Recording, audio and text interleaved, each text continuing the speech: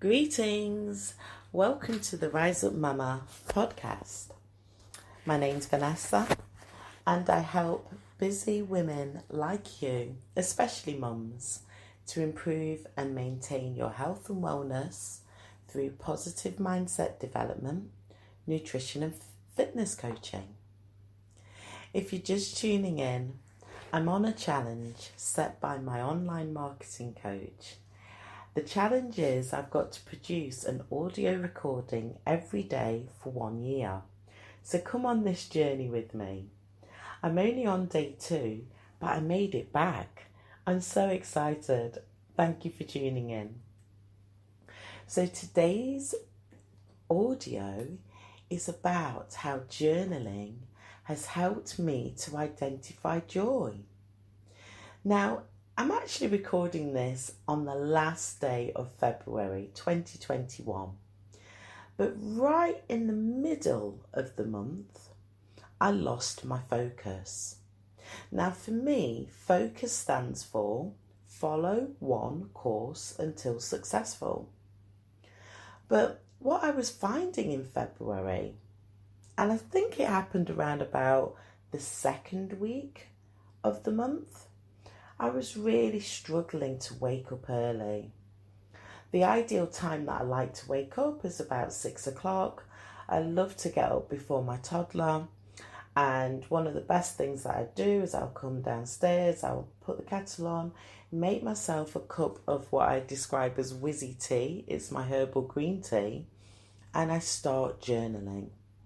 And the journaling helps me to reflect on my goals. It helps me to actually state the gratitude and the joy.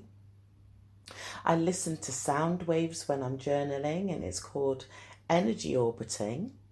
And it actually says that it's to awaken superpowers. Now, I managed to do a lot of things, so I reckon that the sound waves are helping. But what I found in the middle of the month is I was really struggling to get momentum on something that I've been doing for a number of years. Another part of my morning routine is I go for a walk. This is fantastic because this is energy in motion. Now, if you look at the word energy and motion, fit them together, what do you get? Emotion. So my emotion wasn't good. My mood was low. And even though I was exercising, it was mainly in the evenings. And this was for a number of reasons. I like to check my daily steps. I'm a part-time lifestyle coach, so I do work as a project manager and managing research, managing events. So I'm basically on the computer a lot. So I like to check my steps. So I was exercising in the evenings, and I did start jogging as well in February. But I wasn't really pushing myself that much. But what I noticed I was doing is checking in with my accountability partners. So that's okay. I was on track as such. But what I want to talk to you about is, sometimes it's easy for you to focus on the negative aspects of your day, your month, or your week. And if you're a mum like me, you'll be juggling the needs of your family. You're keeping everyone fed, hopefully with healthy food. You're doing your housework, which is never ending. And as I've just described, I work for someone else, and I'm actually building up my coaching practice as well. So the word work is definitely something that features into my week, and my month. And what I found I was doing in February as well is giving back to help my community. But it actually took me away from my main goals. Okay? Now, as I said, as a busy mum, sometimes when we look back, I'm recording this at the end of the month, so it is easy to think, oh gosh, I didn't achieve what I wanted to achieve either for the week or the month or even for the day, but we are busy. So it suddenly occurred to me today that actually I might not have been journaling as often as I normally would, but I did journal in February.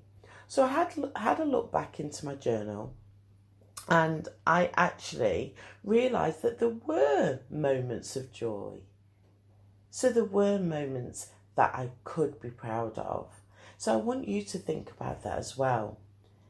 Never mind about when you are listening to this, just think about if you're listening to it at the end of a week, or in the day, or at the end of the month. Just have a think about the experiences that you are proud of. So as I said, I started to check my journal, and I actually realised that there were positive moments in a month that felt really difficult to get through. So here's a few of them. I had some positive changes in my body composition at the start of the month. I'd lost 13 centimetres across my whole body. That was fantastic. I readjusted my cleaning routine to give me, I would say, more of a sense of structure around fitting in the chores around all the other things that I'm trying to do. I participated in a group healing session, which was absolutely fantastic because before the healing session, I was starting to feel stuck, and that session really did help to re-energize me. So I'm so grateful I was able to be a part of that. I started dreaming again in February. I started dreaming about, my future and where I want to relocate to and the type of house that I want to live in. I interviewed a fantastic guest speaker, Victoria. She is an emotion and body healer. And when I interviewed her, I found that because she's so engaging and she's so funny, that just lifted my mood. It was just so wonderful to be on that call with her. And during the call, Victoria introduced me to an industry leader in neuroscience called Joe Dispenza. So even though I'd come across him over the years, I'd never really kind of stopped to take a look at his work. And Joe Dispenza is an author of a book called Breaking the Habit of Being Yourself, which, I'm already reading something at the moment, but it will be a book that I will definitely be putting on my reading list and having a look at. Then, the end of the month, even though again it was quite a struggle to get into the momentum of communication, keeping up to date with my email list about what was happening with my monthly event, by the time the event came, I was like, I'd done a jog that day, so I got myself into the right state. I felt great, and I delivered the session. And during the session, again, through Victoria's input, I learned a lesson about the concerns that I can control. And finally, there's been home improvements that have been done during the month. So, as well as having a new cleaning routine, just looking around my home, which many of us are spending a lot more time in our homes at the moment, it's making me feel like, do you know what? I'm comfortable here. And it might not be the dream house that I'm thinking about for my future, but I can certainly make it a dream house for where I am living in the present. So these are just tiny little things that actually now, at the end of the month, I can feel like, do you know what? It hasn't been as bad as I actually thought it was. There was joy. There was moments of appreciation, gratitude. And all of these things make a difference. And all of these things can actually have an impact on how we feel about ourselves. So, I would like you to think about the positive moments for, as I said, your day, your week, your month. If you haven't started journaling, I personally feel that it is a fantastic habit to get into. It gives you an opportunity to really spend some time with yourself.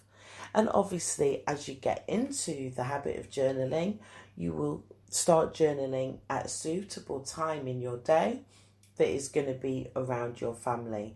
As I said at the beginning, I personally find journaling in the morning really suits me. I'm very excited about taking my journaling to another level. This was introduced to me by a guest speaker that I had on my Global Health and Wellness Cafe in January. And what I learned from Angie is that the journal that she's produced can actually help her clients to track moods and much more. So, because I'm aware that my mood was so low, I'm thinking that might be quite a sensible thing to do for the future moving forward. So this was day 2 for me. I'm feeling really proud of myself for getting to day 2 of this audio recording. But as I said, come on this journey with me, because when you tune in, then it helps me to keep going. So thank you so much for listening. If you would like to hear the interviews that I've referred to, either with my guest speaker Angie in January or the latest guest speaker Victoria, then please go to my YouTube channel. My name on the YouTube channel is Vanessa-Mary, Lifestyle Coach for Mums, and you're going to see the interviews that I've posted there, and also the events where both of these fantastic women have shared their thoughts as a guest speaker, giving a short talk and leaving us with happiness habits. So that's it from me. Let's come back together tomorrow. I don't know what tomorrow's topic's going to be about, but again, this is all about me going through the process of being consistent. Thank you so much for tuning in, and I'll see you tomorrow. Bye.